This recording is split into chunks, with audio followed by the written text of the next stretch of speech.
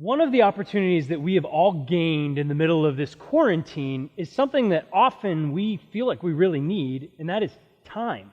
We have all gained time in the shutdown of our normal busy schedules. It's challenging sometimes, I think, for us to look beyond the hardships that we're dealing with in the here and now to be able to see some of the positive things that can be happening all around us. But that is one of the things that, at least myself, I am so grateful for.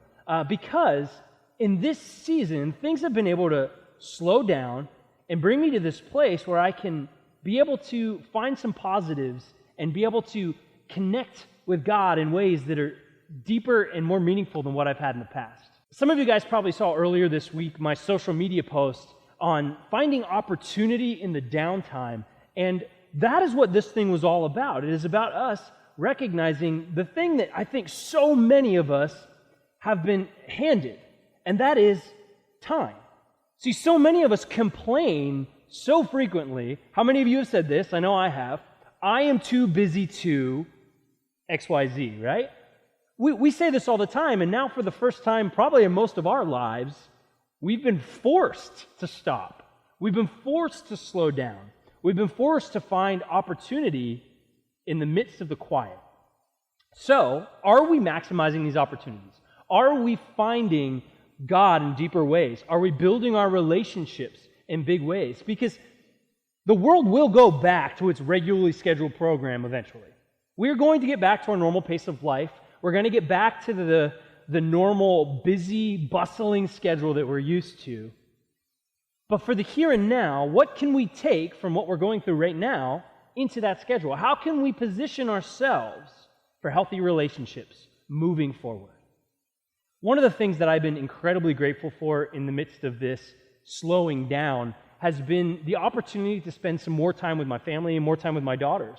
I've been working from home a lot, so as I work from home, I get to kind of hear them playing in the background and get to see them.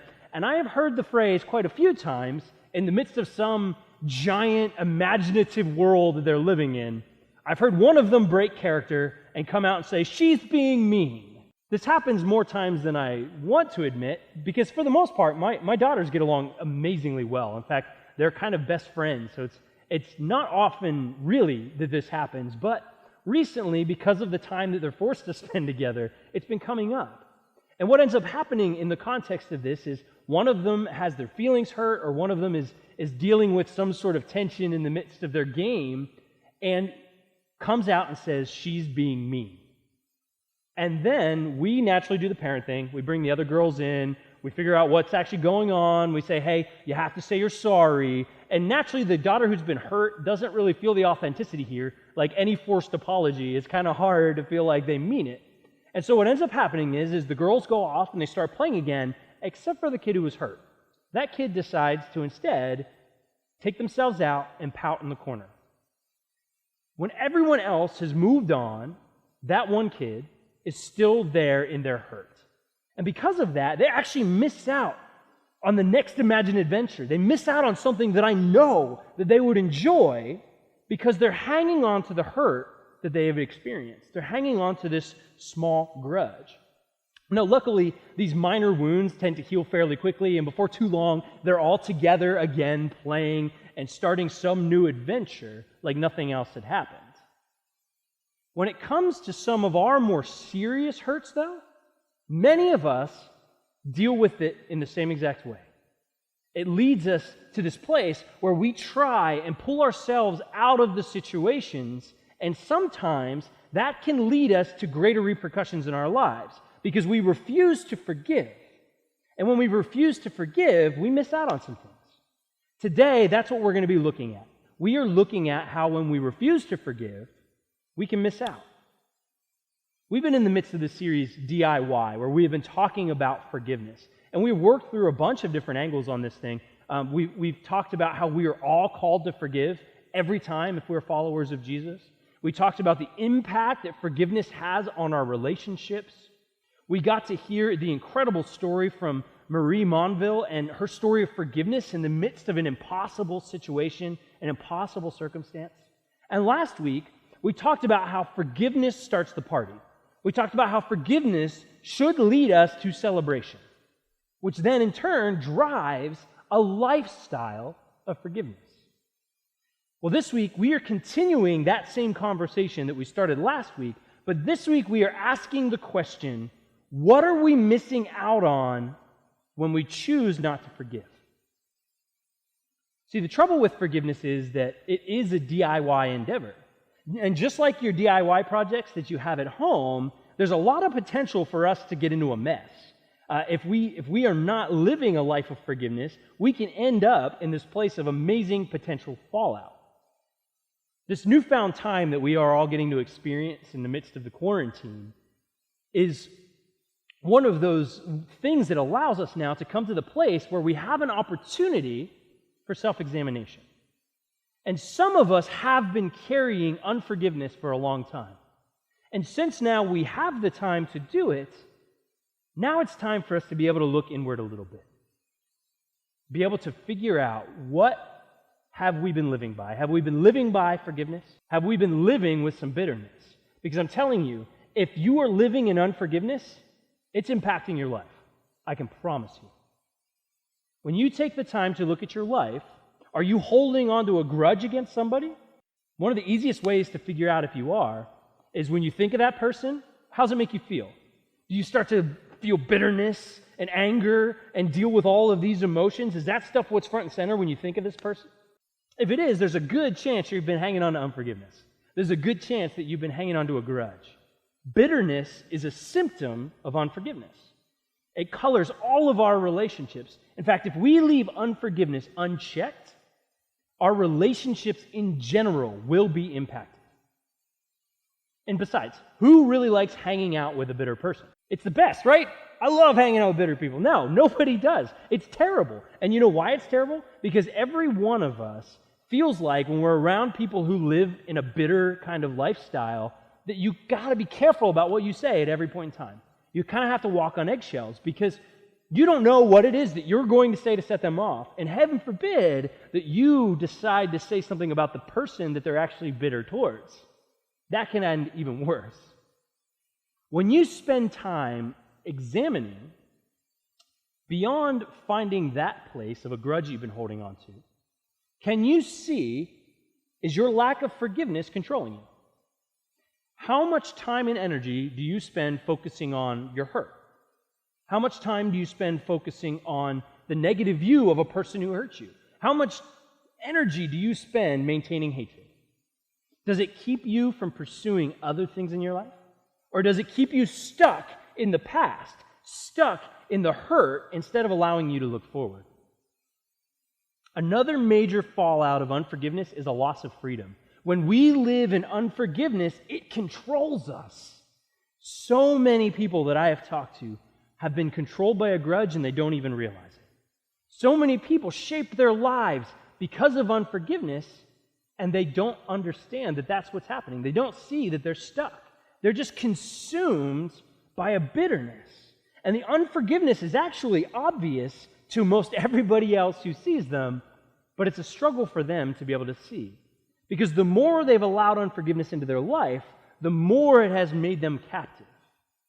And the more alone they've become. They're so stuck living on past hurts that they can't experience the present that they're living in. This is why we need to learn to choose forgiveness even in the midst of our hurt. This is why we need to learn to choose forgiveness when it seems like someone is undeserving of forgiveness. Unfortunately, the people that we tend to struggle with forgiveness the most in our lives are the people who have the deepest connection to us. They're the people that we have the deepest relationship with. That's what has even brought us to this place of hurt to begin with.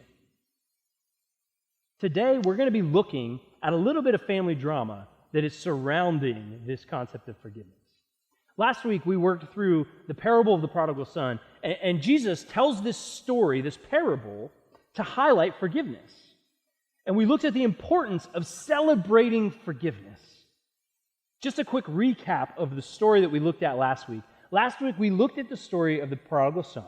There's a man who has two sons, and the younger son demands his inheritance. He basically tells his father, I wish you were dead so I could have the money that is coming to me. The father complies, and he gives the inheritance to the younger son as well as to the older son. Because of the way Jewish custom and Jewish law and tradition worked, the older son would have received 2/3 of the inheritance. The younger son would have only received 1/3, but they both received their inheritance, and the younger son is still willing to accept that smaller amount and cut off his relationship with his father so that he can make this financial gain. Well, the younger son goes off and he blows all of his money on living it up. He basically does everything that he can, blows all of his money, and then the economy where he is crashes.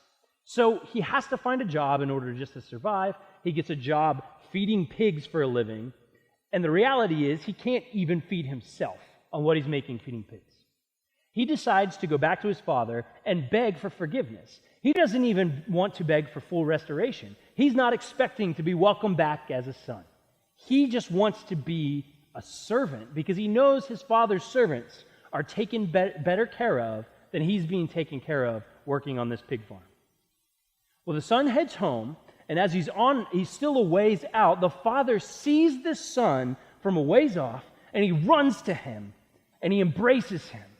This is pretty incredible because in Jewish culture, a wealthy landowner, Jewish man, would not have been caught dead running. It would have been undignified. But this guy takes off. He embraces his son. He forgives him, and he restores him to the full position of being a son. And then he throws a party. Forgiveness needs to be celebrated. Well, the whole time we're seeing this part of the story, we also have the perspective of the older son. See, his little brother was incredibly disrespectful to their dad, right? As the good older son, he instead respects his father. He continues on being responsible. He continues working for his father, and life goes back to the way it was, sans little bro. Well, check out Luke 15 with me this morning. We're going to be starting at verse 25. There's a link in the description of our YouTube channel, or our YouTube video here, that will take you straight to that passage. The words will be here on the screen as well, and you can always pull out an analog paper version of the Bible too, but we are starting here in Luke 15, verse 25. Verse 25 says, "Now his older son was in the field, and as he came and drew near to the house, he heard music and dancing. And he called one of the servants and asked what these things meant. So the big brother returns from the fields. He's been working all day, and he notices there's a party happening. So he grabs a servant that happens to be near him and says, 'Hey, what's the deal here? What's going on?' In verse 27, it says, 'And he said to him, Your brother has come, and your father has killed the fattened calf, because he has received him back safe and sound. But he was angry and refused to go in.' So the older brother is pretty ticked off about all this. Little bro, who spit in his father's face and spit in the face of the family, has come crawling back. But instead of his dad saying good riddance, a party is being thrown. So he refuses to join the party. How many of us treat forgiveness of other people just like this? We look at the forgiveness that is offered to others. We look at the party that is rightfully being thrown, and we get a little bit angry. We look at them and we say, but if you knew how they really were, you wouldn't be partying. You wouldn't be offering forgiveness. When we live this thing out, when we refuse to acknowledge the forgiveness in other people, is we're refusing to forgive in ourselves. Notice what this refusal does then. The refusal takes the older brother out of the party. It takes him out of the party, and it takes us out of the party when we refuse to forgive. So instead of celebrating, we sit and we fester in our unforgiveness, which then just causes more hurt, which causes more frustration, and causes more bitterness in our lives. We become party poopers. And we think that in some way we're hurting the other person. But in reality, we're just removing ourselves from the party. See, we think that the other person doesn't deserve forgiveness. If we are followers of Jesus, when we fail to see that forgiveness is undeserved all around, we're living into that ourselves. Because we do not deserve forgiveness in and of ourselves. In fact, Jesus offers forgiveness freely through the sacrifice on the cross when we don't deserve it. So when we refuse forgiveness because we think another person doesn't deserve it, man, we're going against exactly what we've already received. In verse 28, it says, his father came out and he entreated him. So dad comes out from the party. He tries to get him to join the party. And then listen to the son's response. In verse 29, the son says, look, these many years I've served you, and I've never disobeyed your command. Yet you never gave me a young goat that I might celebrate with my friends. But when this son of yours came, who has devoured your property with prostitutes, you killed the fattened calf for him. The older brother describes why he refuses to forgive. And notice his reasoning. It has a lot more to do with himself than it does with his younger brother. He says, I've been here. I've been responsible. Where's my party? I've worked for you, but nothing. Here's this kid. He comes home. He blew it all. He blew all of the money. He's living it up. And now he's back and you throw a party? Notice, the older brother seems to forget that he has already received his 2/3 of the inheritance. He's already received more than the younger brother. Most of us who have siblings can relate to this to a small degree because the reality of sibling rivalry means there's always times where you feel like things just aren't quite fair. But look closer at the older brother's arguments here. See, what the older brother thinks is that because he has been faithful, because he has continued to work for his father, that he is entitled to more. He is entitled to more. And he's entitled to more than the son who is in need of forgiveness. He forgets that he has already received more. See, I think this is the trap that so many of us fall into so easily. Instead of celebrating forgiveness, we start to look and we start to ask the same question. Where's my party? I've been following the rules. I've been doing all of this stuff for you, God. But now this person comes along and I'm just supposed to forgive them? I'm supposed to offer them forgiveness? See, as believers, we forget that we have already received Jesus' forgiveness. Jesus uses this parable to illustrate the dangers that are growing within the religious circles of his time, the religious culture that was rising up. Primarily, he's discussing specifically the Pharisees, but I think that this is just as easy for us to do. I think this is the very thing that oftentimes keeps us from forgiving other people. See, we start to think that we're better. We start to think that we're more deserving because we have already accepted his forgiveness and we've been here the whole time. We kind of become like the hipsters who call bands sellout because I knew them before they were cool, right? They get into that whole thing. See, on the outside, our lives look better. They look like they're together. So we think we deserve something greater. We're trying so hard to earn God's forgiveness that when the idea of somebody receiving that forgiveness freely comes up, or worse, the idea of us offering forgiveness freely comes up, it starts to lead to a place of resentment and bitterness because we get caught up on the other people and we start to say, what about me? Look at how much I put in. Look at all this hurt that I have experienced. Look at this life that I've been living. Look at the fact that I have already taken the high road. This is not fair.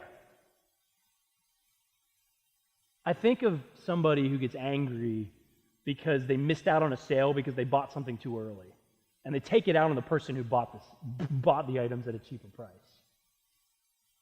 I think in the middle of all of this, it's amazing to see the Father's response. Because the Father's response is also God's response to us.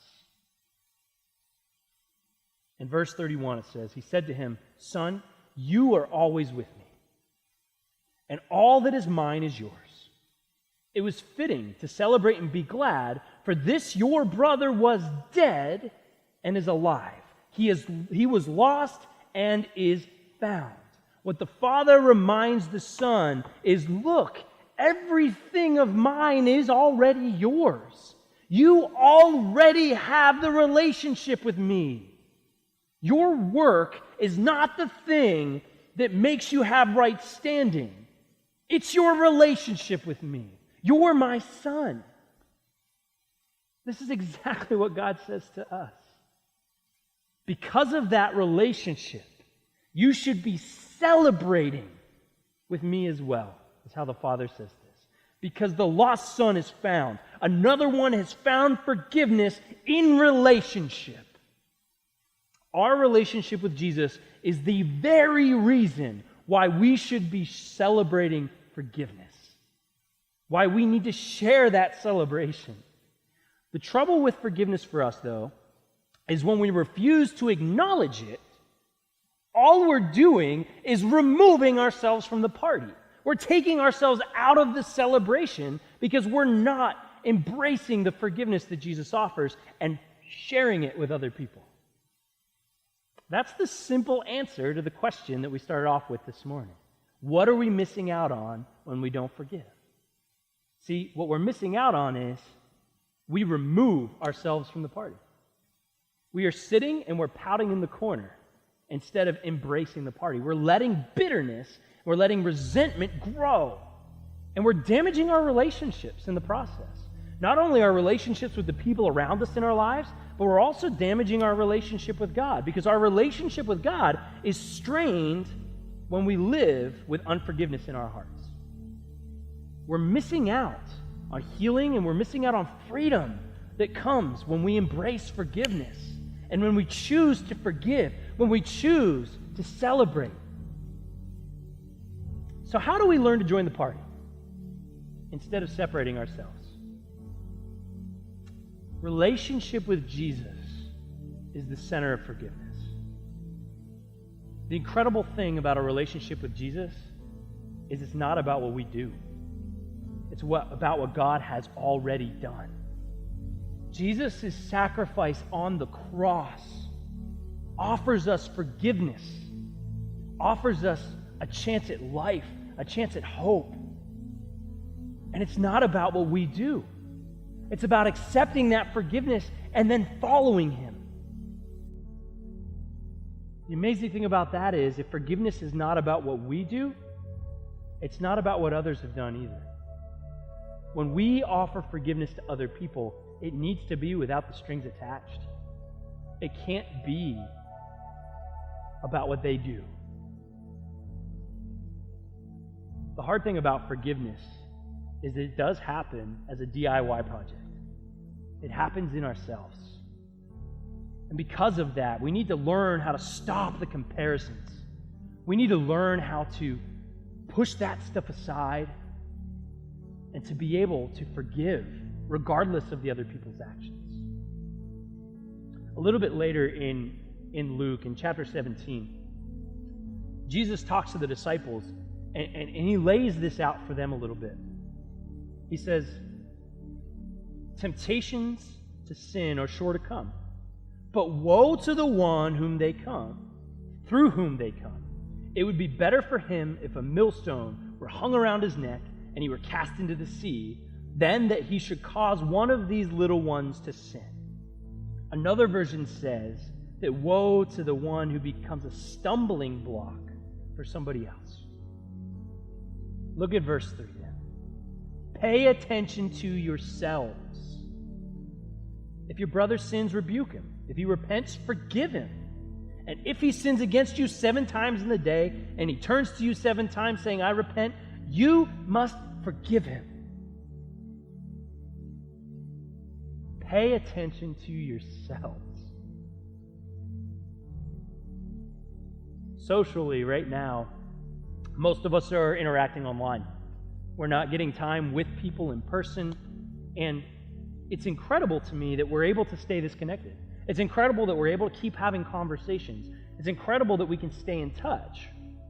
But in all of this, there is an incredible temptation as well to start playing that comparison game, to start looking outside of ourselves to what looks like greener pastures, and allowing that to be the thing that drives our lives, which leads us to a place of unforgiveness. Pay attention to yourselves. Don't be a stumbling block for others. Those are some powerful words that Jesus shares here. So how are you living that out? How are you, instead of posting things that feeds this monster in our online communities, what are you doing to post encouragement? What are you doing to post hope?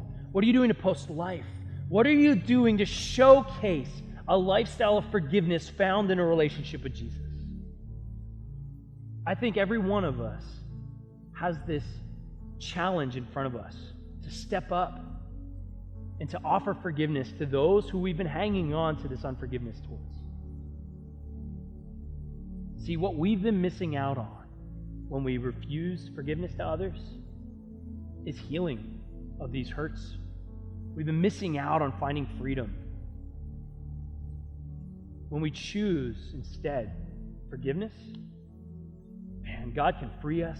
He can bring us healing. He can offer us life.